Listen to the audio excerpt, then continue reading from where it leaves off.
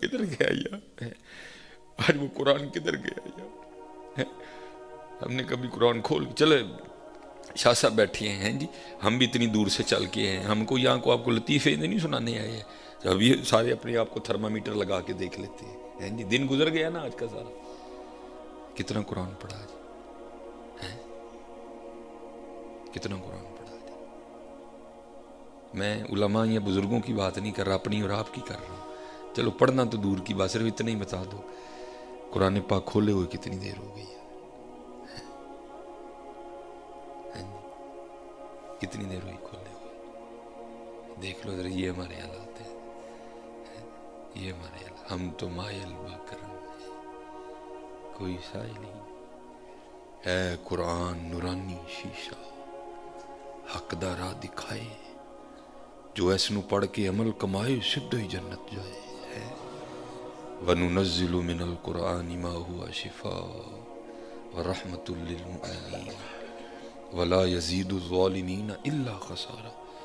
وہ معزز تھے زمانے میں مسلمان ہو کر، ہم خوار ہوئے تارک قرآن ہو کر۔ یہ لکھا ہے حضرت قربان جاؤں آیا ہے، سیدہ خاتون جنت ہیں سیدہ فاطمہ رضی اللہ تعالیٰ، ہمارے آقا کریم علیہ السلام کی سب سے چھوٹی سالزادی، جن کے لیے حضور نے فرمایا عائشہ فاطمہ میرے جگر کا ٹکڑا ہے حضرت ہے، اور جنتی عورتوں کی سردار حضرت ہے۔ لکھا ہے کہ سیدہ ہر رات 1000 نفل پڑھا کرتی تھی، یہ منہ سے ہمیں 1000 نکل گئے، ہم سے تو حضرت شاہ کی 17 رکعتیں نہیں پڑھی جاتی۔ میں آپ کو بے نمازیوں کی بات نہیں سنا رہا، نمازیوں کی سنا رہا ہوں، وہ بھی آ کے ہمیں یہ مسئلہ پوچھتے ہیں، یہ اگر شادی نماز شارٹ کر کے پڑھنی ہوئی تو کیوں پڑھیں گے؟ اب یہ تراویحیں آنے والی ہیں نا رمضان شریف، اور کو سارا سال تراویحیں پڑھنی ہیں آپ نے، یہ تحفہ تو رمضان کا یار ہے، سارے مفتی بن جانا ہے نہیں ہے، مولویاں دی ایویں لڑائی نہیں 8 بھی ہو جاتی ہے، ایویں سارے سنیاں نے مفتی بن جانا، میں دوسروں کی تو بات ہی نہیں نا کرتا جہاں اختلاف ہے، میں ان کی بات کر رہا ہوں جن کا موقف ہے کہ تراویحیں 20 ہیں، انہوں نے بھی مفتی بن جانا، یہ ہے مولویاں دی لڑائی 8 ہی نہیں پڑھ سکتے تسی، ہم سے تو 20 تراویحیں نہیں پڑھی جاتی ہیں حضرت۔ اور لکھا ہے کہ سیدہ خاتون جنت رضی اللہ تعالیٰ عنہ ہر رات 1000 نوافل پڑھا کرتے تھے، ٹھیک ہے جی، یہ میں نے اصل میں ڈائریکٹ 1000 کہہ دی ہے، پہلے 10 پھر 20 پھر 30 پھر 40 پھر 50 پھر 150 پھر 250 پھر 375 ہیں جی، کرتے کرتے 1000 ہوتا ہے حضرت کی، اور لیکن آگے لکھا کیا ہے، لکھا ہے کہ جب حضرت بلال رضی اللہ تعالیٰ عنہ صدائے فجر بلند کرتے نا تو رو کے اللہ کی بارگاہ میں عرض کرتی ہوں، یا اللہ کوئی رات تے بنا کے فاطمہ دا سجدہ مکمل ہوئی ہیں، کوئی رات تو بنا کے فاطمہ کا سجدہ مکمل ہوئی، رات پوے تے بے دردانو نیند پیاری آوے، درد مندانو یاد سجن دی پئی ستے آن جگاوے، کہاں گئی حضرت وہ باتیں، وہ سرگی اٹھنا ہے، وہ گھروں سے بزرگوں اور مائیوں کے قرآن پڑھنے کی آواز آنی ہے، کیوں ہم نے قرآن چھوڑا ہے؟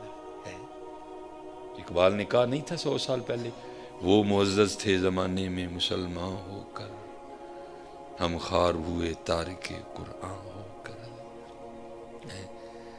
اللہ ہر باپ شادی پہ اپنی بیٹی کو قرآن دیتا ہے، لیکن تو شادی تے دینے ہیں بندے خدا دے پہلے بھی تینوں پڑھایا ہوں نہ کہتے ہیں، پہلے بھی تو اس کو عادت ڈالی ہوتی ہے، لیکن میں آپ کو کہوں گا سب سے زیادہ قصور ہمارا ہے، بچے سب سے زیادہ اپنے باپ کو فالو کرتے ہیں، بیٹے کا سب سے پہلا آئیڈیل اس کا باپ ہوتا ہے، ہاں میں آپ کو سچ کہہ رہا ہوں، اور میں نے یہ بات اپنے گھر سے سیکھی ہے، میرے بڑا بیٹا 10 سال کا، تو مجھے دیکھتا ہے نا حضرت، تو ابھی اتنی جگہ تو نہیں ہے کہ لوگوں کو خطاب کرے، تو کیا کرتا ہے، میں اکثر جب گھر آتا ہوں تو وہ میری نقل اتار رہا ہوتا ہے، پگ بن کے نا تو بھینوں بٹھا کے تقریر سناتا ہوتا ہے، یہ میں روز اپنے گھر میں دیکھتا ہوں، بچے کا سب سے پہلا آئیڈیل اس کا باپ ہوتا ہے، بچہ سب سے پہلے اپنے باپ کو فالو کرتا ہے۔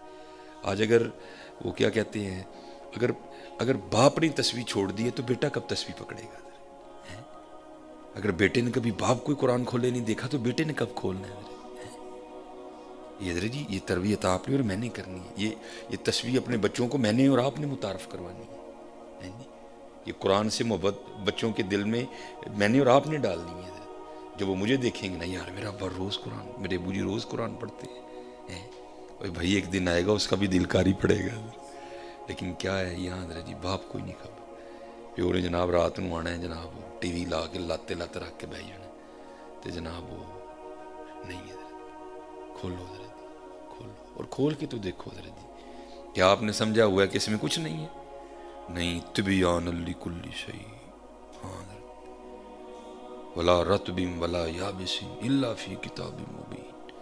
ہاں بڑا زور ہے اس میں حضرت جی، حقیقت کہہ رہا ہوں آپ کو، بڑا کچھ ہے اس میں حضرت جی، بڑا کچھ ہے اس میں. سارا قرآن تو دور کی بات رہ گئی، وہ خالی اللہ میں بڑا زور ہے حضرت ہے. حقیقت کہہ رہا ہوں، کر کے تو دیکھو یار. اللہ یہ کچھ باتیں نا ہمیں اس طرح بھی نہیں سمجھ آتی ہیں. یہ ہمارے ایک بزرگ ہوئے ہیں حضرت شیخ ابو الحسن خرقانی رحمۃ اللہ تعالیٰ، جنہوں نے محمود غزنوی کو اپنا جبہ دیا تھا. جب محمود غزنوی نے سومنات پہ حملہ کیا نا، فتح نہیں ہو رہا تھا، کسی نے کہا محمود جا کسی فقیر کو دعا لے. محمود غزنوی رحمۃ اللہ تعالیٰ، آپ کی بات بڑی لمبی ہے، پر حضرت نے اپنا جبہ عطا فرمایا. وہ جو پہنتے ہیں نا مشائخ لمبا جبہ تو ہوتا ہے، حضرت نے وہ لانگ کوٹ آپ جس کو کہہ لیں، حضرت نے عنایت فرمایا. محمود غزنوی نے پھر سومنات پہ حملہ کیا تو فتح نہیں ہو رہا تھا.